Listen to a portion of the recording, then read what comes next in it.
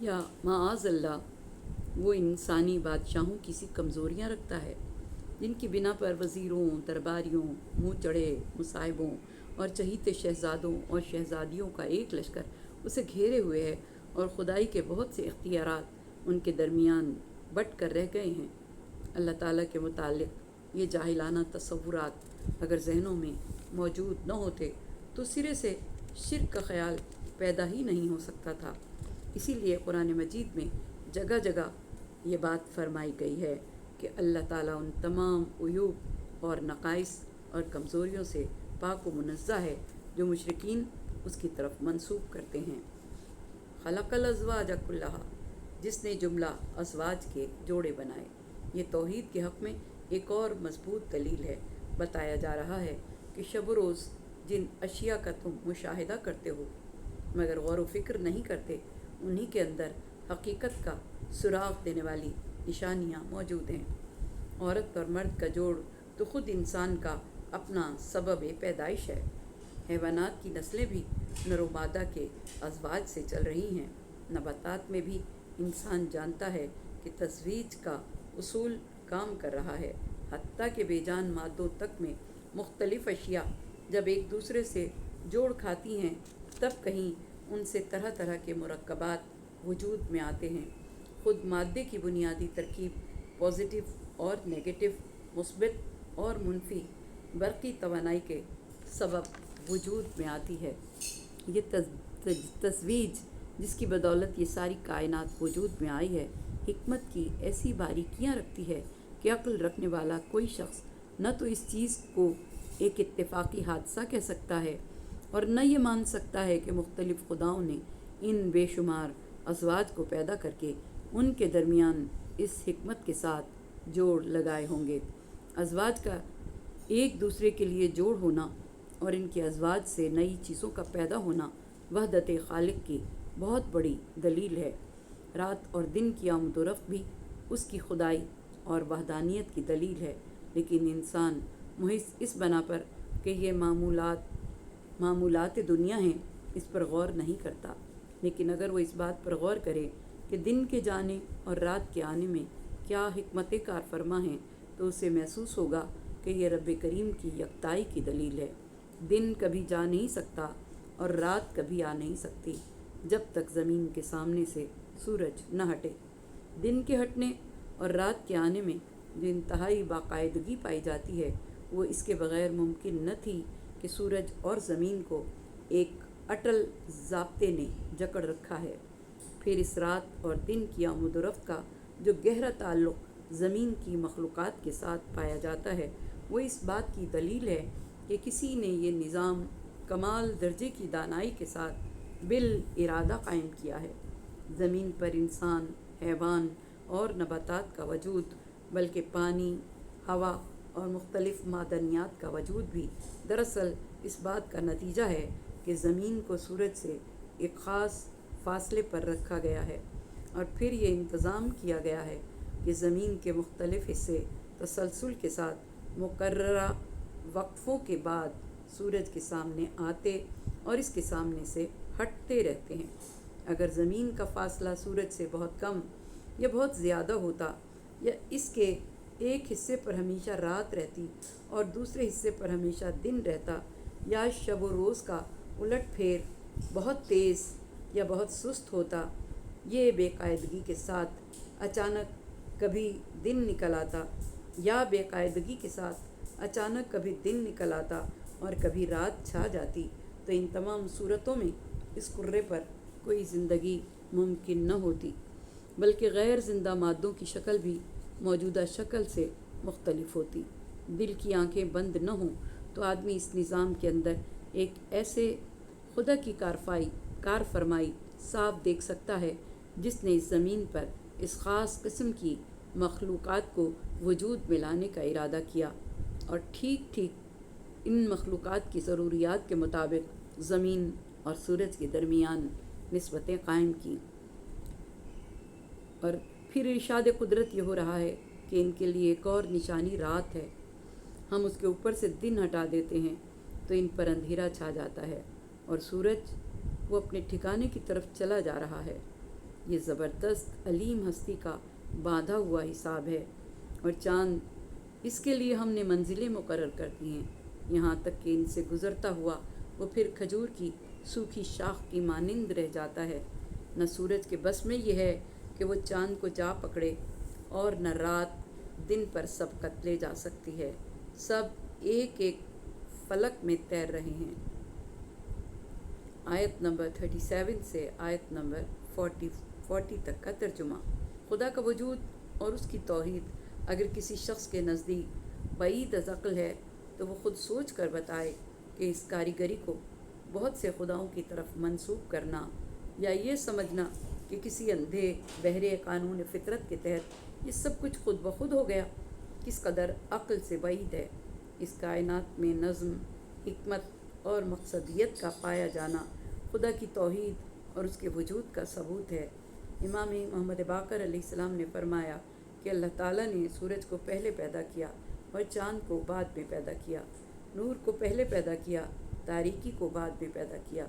एक शख्स ने वसीयत की थी कि मेरा हर कदीम ग़ुलाम आज़ाद होगा, तो हज़रत अली अलैहिस्सलाम ने यह फ़ैसला किया था कि जिस भी ग़ुलाम को 6 माह का अरसा गुज़रा हो वो कदीम है और वो आज़ाद है, और आपने उसके लिए हत्ता आदा कल और जुनुल कदीम की आयत से इस्तदलाल किया था, क्योंकि खजूर की शाख कमान की तरह 6 महीने में हो जाती है, जैसे चाँद अपनी आखिरी तारीख़ों में हो जाता है। और फिर इरशाद रब्बुल इज़्ज़त है वश्शम्सु तजरी लिमुस्तक़र्रिन लहा, और सूरज अपने ठिकाने की तरफ चला जा रहा है।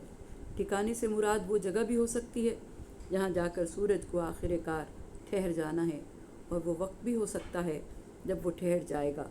इस आयत का मफ़हूम इंसान उसी वक्त मुतय्यन कर सकता है जबकि उसे कायनात के हक़ाइक़ का ठीक ठीक इल्म हासिल हो जाए, लेकिन इल्म इंसानी का हाल ये है कि वो हर ज़माने में बदलता रहता है। सूरज के मुतालिक कदीम ज़माने के लोग ये यकीन रखते थे कि वो ज़मीन के गिर्द चक्कर लगा रहा है। फिर मज़ीद तहक़ीक़ के बाद ये नज़रिया कायम किया गया कि वो अपनी जगह साकिन है और निज़ाम शमसी के सैयारे उसके गिर्द घूम रहे हैं, लेकिन यह नज़रिया भी मुस्तकिल साबित न हुआ, और बाद के मुशाहिदात से साबित हुआ कि न सिर्फ सूरज बल्कि वो तमाम तारे जिनको सवाबित या फिक्स्ड स्टार कहा जाता है एक रुख पर चले जा रहे हैं। फिक्स्ड स्टार्स की रफ्तार का अंदाज़ा 10 से 100 मील फ़ी सेकंड तक किया गया है। सूरज के मुताल्लिक़ मौजूदा ज़माने के माहिरीन फ़लकियात कहते हैं कि वो अपने पूरे निज़ाम शमसी को लिए हुए 20 किलोमीटर यानी तकरीबन 12 मील फ़ी सेकंड की रफ्तार से हरकत कर रहा है, और ये मालूमात इंसाइक्लोपीडिया ब्रिटानिका में लफ्ज़ स्टार और सन में तहरीर हैं। यानी महीने के दौरान में चाँद की गर्दिश हर रोज़ बदलती रहती है। एक दिन वो हिलाल बनकर तुलू होता है, फिर रोज़ बरोज़ बढ़ता चला जाता है, यहाँ तक कि 14वीं रात को बद्र कामिल बन जाता है। इसके बाद रोज़ घटना शुरू होता है, हत्ता कि आखिरकार फिर अपनी इब्तिदाई हिलाली शक्ल इख्तियार करके वापस पहुँच जाता है। ये चक्कर लाखों बरस से पूरी बाकायदगी के साथ चल रहा है, और चाँद की इन मुकर्ररा मंजिलों पर फ़र्क नहीं आता। इसी वजह से इंसान हिसाब लगाकर हमेशा ये मालूम कर सकता है कि किस रोज़ चाँद किस मंजिल में होगा और कमर दर अक़रब कब होगा। अगर उसकी ये हरकत किसी ज़ाब्ते के पाबंद न होती तो यह हिसाब लगाना मुमकिन न होता। न सूरज के बस में यह है कि वो चाँद को जा पकड़े। इस फ़िक्रे के 2 मतलब लिए जा सकते हैं, और दोनों सही हैं। एक ये कि सूरज में ताकत नहीं है कि वो चाँद को पकड़कर अपनी तरफ खींच ले या ख़ुद उसके मदार में दाखिल होकर उससे जा टकराए। दूसरा ये कि जो औक़ात चाँद के तुलू व ग़ुरूब के लिए मुकर्रर कर दिए गए हैं उनमें सूरज कभी नहीं आ सकता। ये मुमकिन नहीं है कि रात को चाँद चमक रहा हो और यकायक सूरज उफ़क़ पर आ जाए, और न रात दिन पर सबकत ले जा सकती है। यानी ऐसा कभी नहीं होता कि दिन की मुकर्ररा मुद्दत ख़त्म होने से पहले रात आ जाए, और जो औक़ात दिन की रोशनी के लिए मुकर्रर हैं उनमें वो अपनी तारीकियाँ लिए हुए यकायक आ मौजूद हो। सब एक एक फलक में तैर रहे हैं। आयत नंबर 40। फलक का लफ्ज़ अरबी ज़बान में सैयारों के मदार यानी ऑर्बिट्स के लिए इस्तेमाल होता है। तमाम सैयारे अपने अपने ऑर्बिट में गर्दिश करते हैं। इसका मफ़हूम समा आसमान के मफ़हूम से मुख्तलिफ है, यानी आसमान अलग है और फलक अलग है। इरशाद ये हो रहा है कि सब एक फलक में तैर रहे हैं। 4 हकीकतों की तरफ निशानदही हो रही है। नंबर 1, न सिर्फ सूरज और चाँद बल्कि तमाम सितारे और सैयारे और अजराम फल्की मुतहर्रिक हैं। इनमें से हर एक का फलक यानी हर एक की हरकत का रास्ता या मदार या ऑर्बिट अलग है। और अफलाक तारों को लिए हुए गर्दिश नहीं कर रहे हैं, बल्कि तारे अफलाक में गर्दिश कर रहे हैं। यानी अफलाक में तारों की हरकत इस तरह हो रही है जैसे किसी सयाल चीज़ में कोई शय तैर रही हो। इन आयात का असल मकसद इल्म हयात की हक़ाइक़ बयान करना नहीं, बल्कि इंसान को ये समझाना मकसूद है कि अगर वो आंखें खोल कर देखे और अक्ल से काम ले तो ज़मीन से लेकर आसमान तक जिधर भी निगाह डालेगा उसके सामने खुदा की हस्ती और उसकी यकताई के बेहद व हिसाब दलाइल नज़र आएंगे, और कोई एक दलील भी दहरियत और शिर्क के सबूत में नहीं मिलेगी। हमारी ये ज़मीन जिस निज़ाम शमसी में शामिल है उसकी अज़मत का ये हाल है कि इसका मरकज़ सूरज ज़मीन से 3 लाख गुना बड़ा है, और इसके दूर तरीन सैयारे नेपचून का फासला सूरज से कम अज़ कम भी 2 अरब यानी 2,79 करोड़ और 30 लाख मील है। बल्कि अगर प्लूटो को बाइद तरीन सैयारा माना जाए तो वो सूरज से 4,20 करोड़ मील दूर जा पहुंचता है। इस अज़मत के बावजूद ये निज़ाम शमसी एक बहुत बड़े कहकशां का मुहिस एक छोटा सा हिस्सा है। जिस कहकशां यानी गैलेक्सी में हमारा ये निज़ाम शमसी शामिल है उसमें तकरीबन 3,000 मिलियन यानी 3 अरब आफ़ताब पाए जाते हैं, और इसका करीब तरीन आफ़ताब हमारी ज़मीन से इस कदर दूर है कि इसकी रोशनी हम तक 4 साल में पहुंचती है। फिर ये कहकशां और पूरी कायनात नहीं है, ये तकरीबन 20 लाख कहकशाओं में से एक है। इनमें से करीब तरीन कहकशां का फासला हमसे इस कदर ज़्यादा है कि इसकी रोशनी 10 लाख साल में हमारी ज़मीन तक पहुंचती है।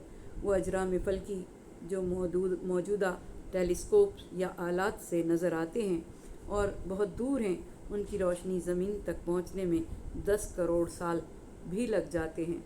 इस पर भी ये नहीं कहा जा सकता कि इंसान ने सारी कायनात देख ली है। नहीं कहा जा सकता कि क़ुव्वत मुशाहिदा मज़ीद बढ़ने के बाद और कितनी चीज़ें इंसान पर मुनकशिफ होंगी और कितनी चीज़ों से इंसान आगही हासिल करेगा, और कायनात में इस गैलेक्सी में और मुख्तलिफ़ गैलेक्सियों में क्या क्या कुछ देखेगा। ये इस बात का सबूत है कि ये सारी कायनात एक ही खुदा की तख्लीक करदा है, एक ही फरमा रवा की सल्तनत है।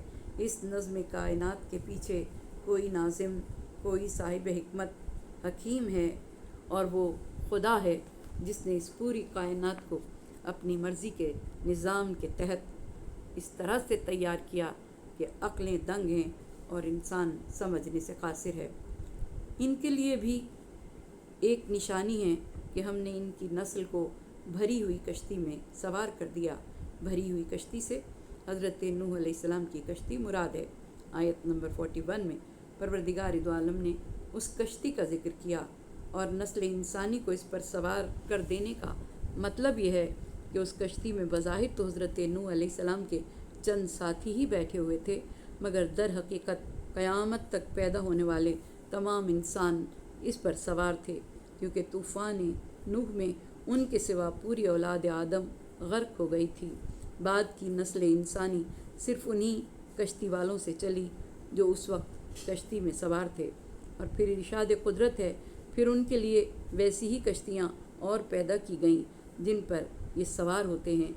आयत नंबर 42। और इससे ये इशारा मिलता है कि तारीख़ में पहली कश्ती जो बनी वो हज़रत नूह अलैहिस्सलाम की कश्ती थी। اس سے پہلے انسان کو دریاؤں اور سمندروں کے عبور کرنے کا کوئی طریقہ معلوم نہ تھا۔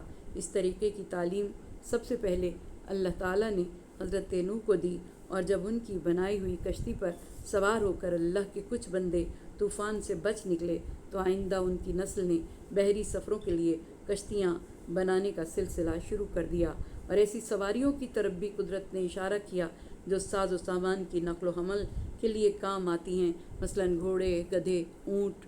صرف چوپائے ہی نہیں، ہوائی جہاز، بحری جہاز، ان کا خالق بھی خدا ہی ہے، کیونکہ خدا کی تخلیق دو طرح سے ہے، ایک بالواسطہ اور دوسری بلا واسطہ۔